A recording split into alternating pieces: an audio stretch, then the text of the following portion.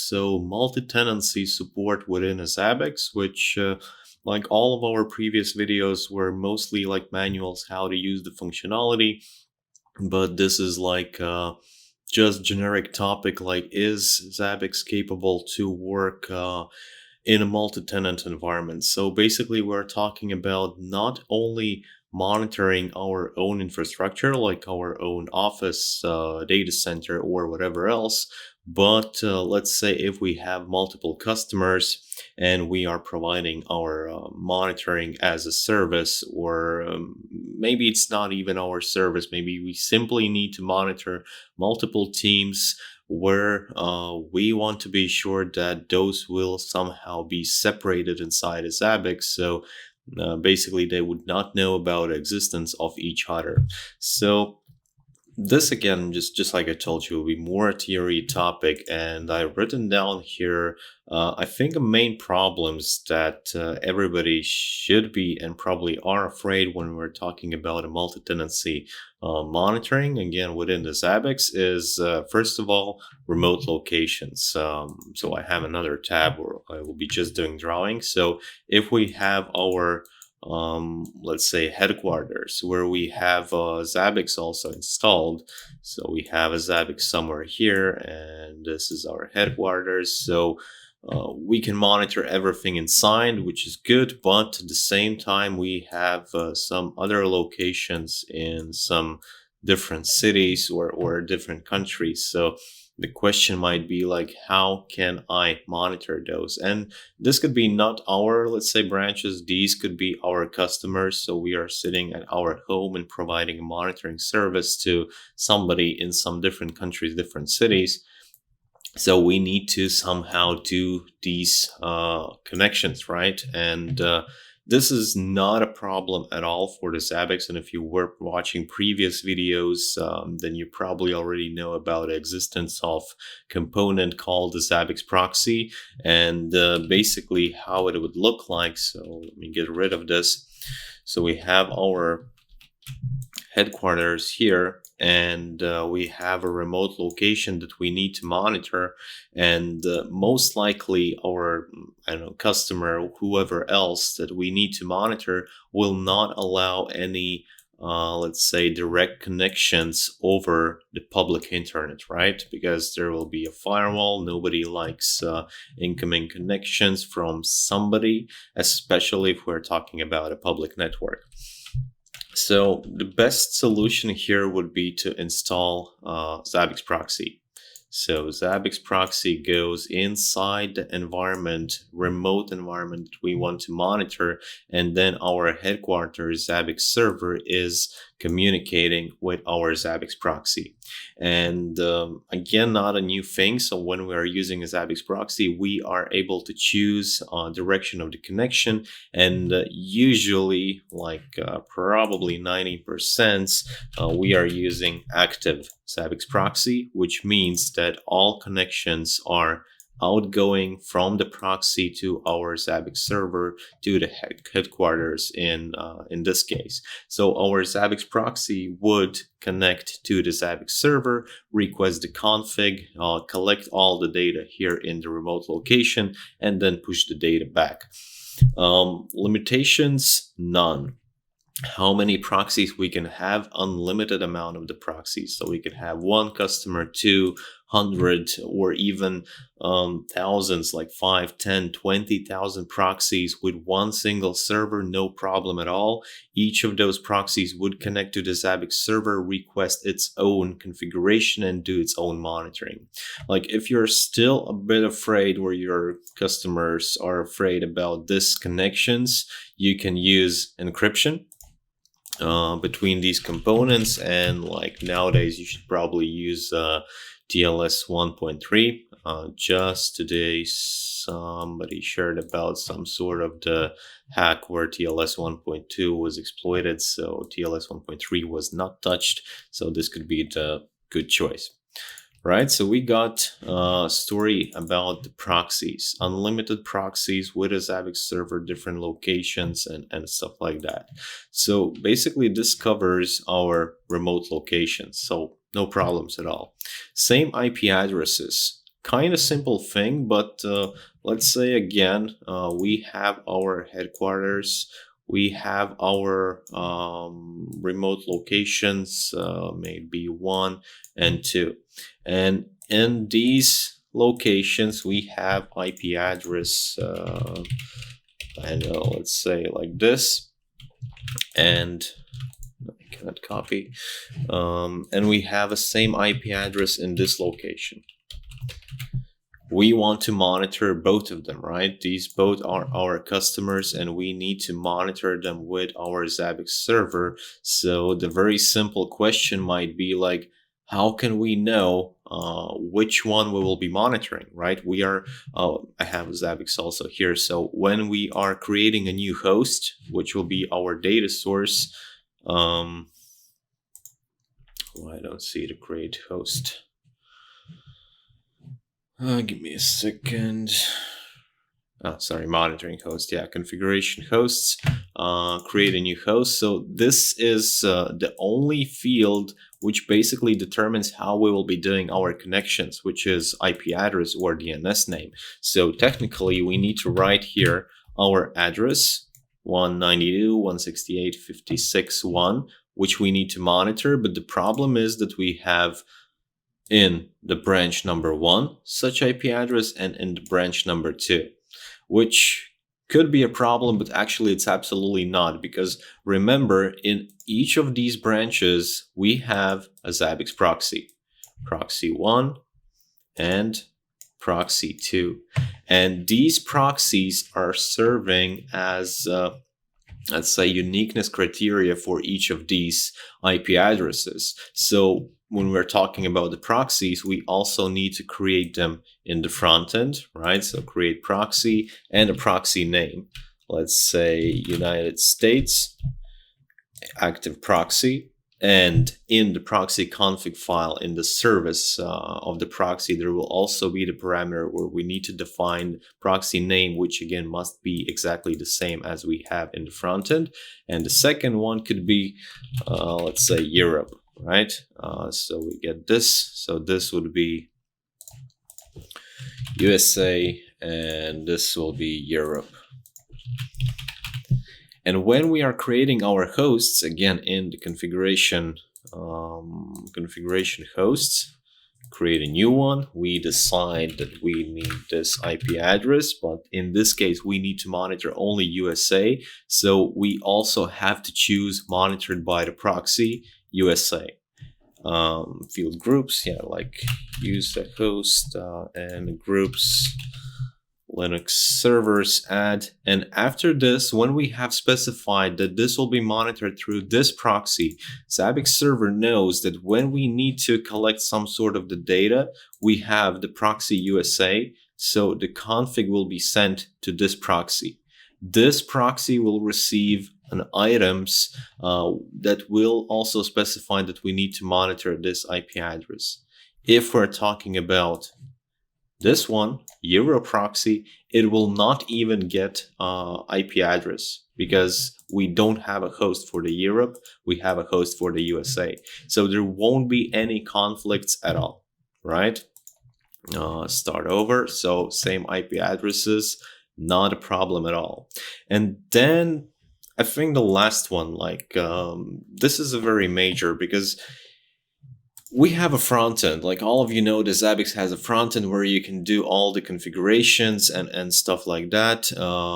We know that we can monitor our remote locations that might be our customers to who we are providing our monitoring service and who are paying us some sort of the money. But of course, they will also want to see some sort of the visualization, right? They want to see the latest data. Like we do, not in this case because it's just a dummy host. So there is some sort of data from the Zabbix server.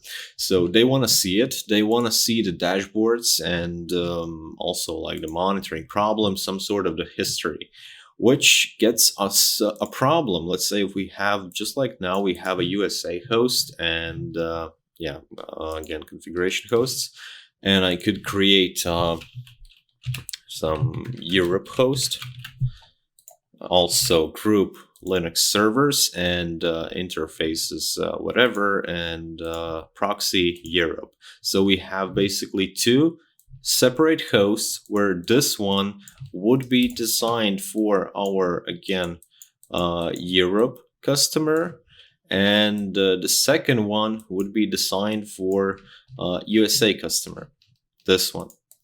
And let's say both of them want to see some sort of the visualization in the Zabbix frontend. So what we can do, we can simply provide them credentials to our frontend, right? So I can just sign out. So we give them the passwords, and they log into the frontend through some sort of the VPN. But the problem is that what we don't want to get result is that our USA host would know that there is also a Europe host, right?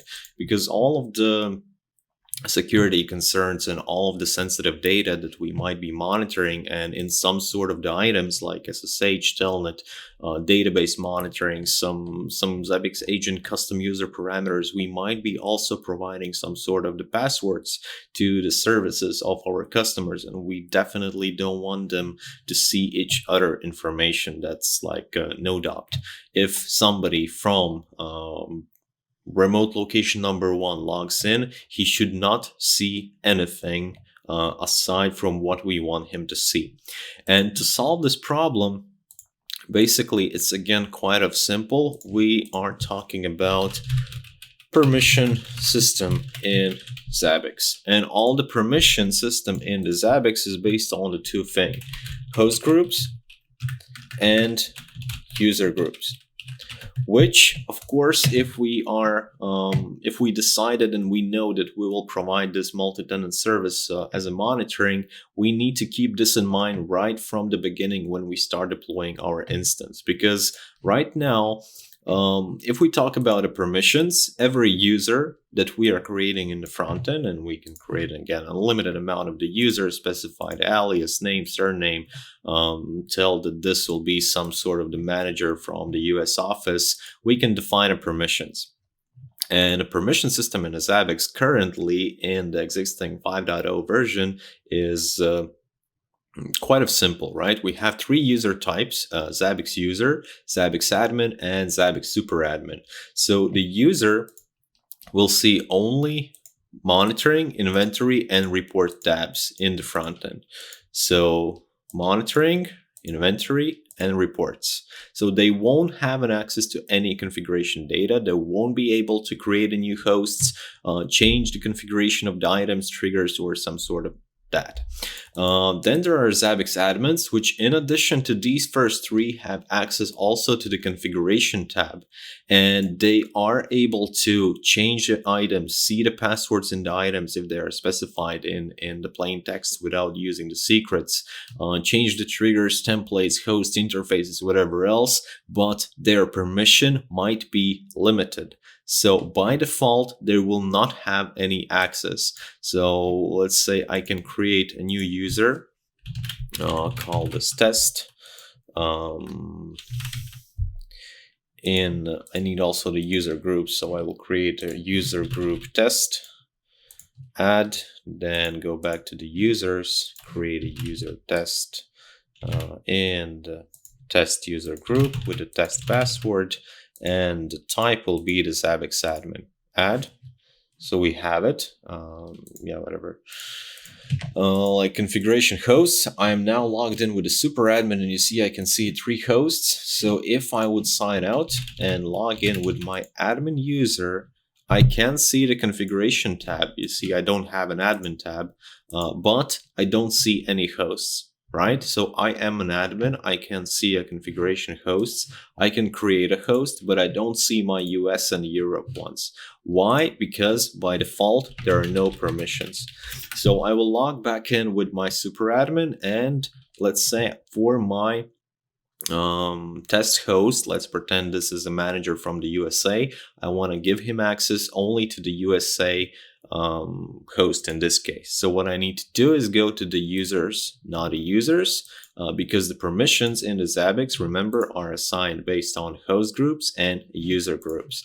I have a separate user group. I just created it. It is called test, and I have only one user inside it. So what I can do is go to the permissions, and I need to type a host group because we are editing user groups and the permissions are based also on the host groups. So I need to type host group to which I want to give this access.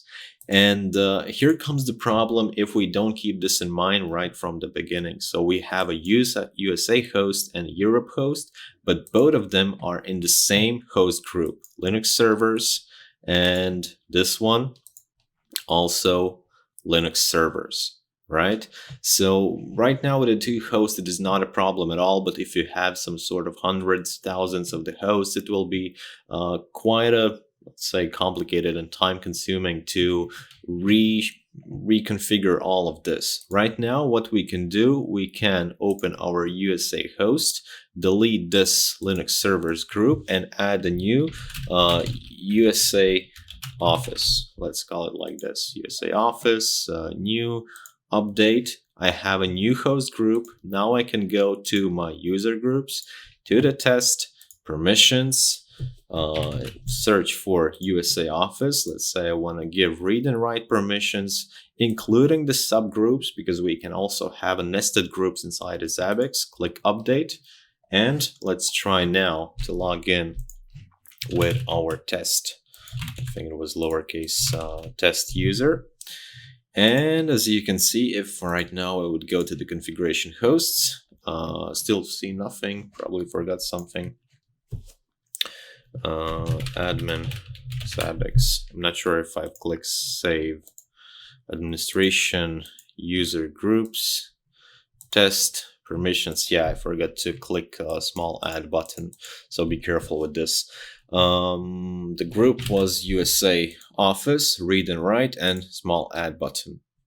Read and write, update. Now it should be good.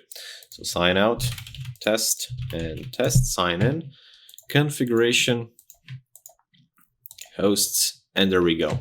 We see only our USA host, right? And this is like the most easiest way how you can split the front-end sections and all the information that is visible in the front-end for different customers from different companies, different locations, by using, first of all, the proxies that we solved with the remote locations, which also will solve the problem with IP addresses, and by heavily utilizing the permission system inside a Zabbix to specifically define that for our USA users, we want them to see only the USA related hosts.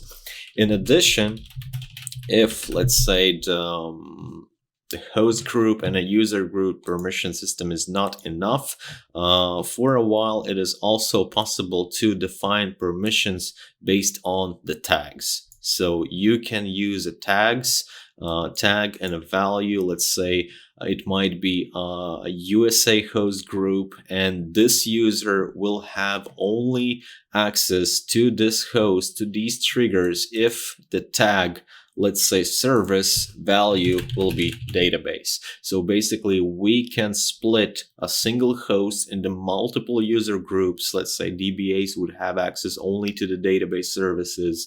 Some networking team would have access only to the networking stuff, right? What else? Just one minor thing. I will add it here. I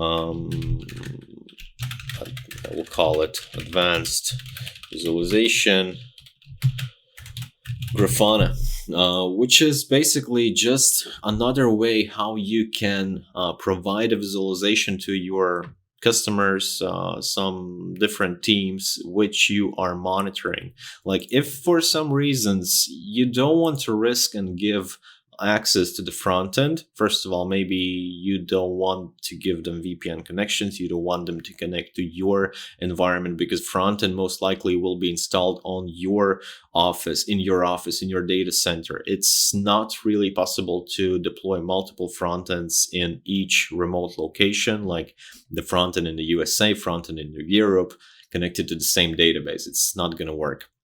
So another option is to add a Grafana, and if you don't know how to use it, I also have a video how to install the Grafana with the Zabbix together. And then in the recent release of the Grafana, it's really not that complicated to create your own custom dashboards, provide all sort of the information that you want to display, and then simply share these dashboards as a URL, or it's also possible to just make a snapshot. So not the actual URL, but basically a picture with the data.